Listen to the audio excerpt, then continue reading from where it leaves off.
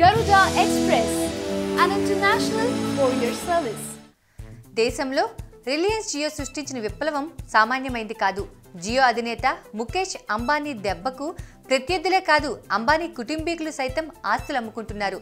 తాజాగా Reliance group అధినేత అనిల్ అంబానీకి బ్యాంకుల నుంచి తీవ్ర ఒత్తిడి ఎదురవుతోంది. ఓవైపు కుప్పల తెప్పలుగా పెరిగిపోతున్న బ్యాంకుల రుణాలపై ఆర్బీఐ కఠిన నిర్ణయాలు తీసుకుంటుండగా బ్యాంకు దిగ్గజాలు సైతం కంపెనీలపై ఒత్తిడి తెస్తున్నాయి. ఈ క్రమంలో అనిల్ అంబానీ సంచలన నిర్ణయాలు తీసుకుంటున్నారు. సమ్మర్ అసెట్ సేల్ను మరికొంత కాలం కొనసాగించాలని నిర్ణయించినట్టు తెలిసింది. ఈ సేల్లో భాగంగా అంబానీ ఆధ్వర్యంలో ఉన్న కంపెనీల రోడ్డు ఆస్తులను, సముద్ర గర్భంలోని వ్యాపారాలను, ముంబై, ఢిల్లీలోని ప్రైమ్ రియల్ ఎస్టేట్లను విక్రయించడానికి ఆయన సిద్ధమయ్యారు.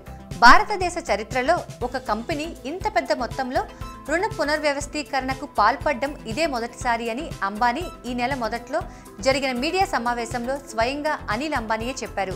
తన కంపెనీ దీర్ఘకాలంలో వాటాదారుల విలువ పెంచడానికి ప్రయత్నిస్తుందని, అలాగే రుణాలు కూడా పరిమిత స్థాయిలో ఉంచేందుకు కృషి చేస్తుందన్నారు. ఆర్కామ్కు ఇప్పటికే 45,000 కోట్ల మేర రుణాలున్నాయన్నారు. ముఖేష్ అంబానీకి చెందిన రిలయన్స్ జియో దెబ్బకు ఈ రుణాలు భారీగా పెరిగాయన్నారు ముఖేష్ తమ్ముడు అనిల్. కంపెనీ రుణాలు పెరిగిపోవడంతో షేర్లు కూడా కనీసం 60% పడిపోయాయని, అందుకే తన ఆస్తులు అమ్ముతున్నానని ప్రకటించారు.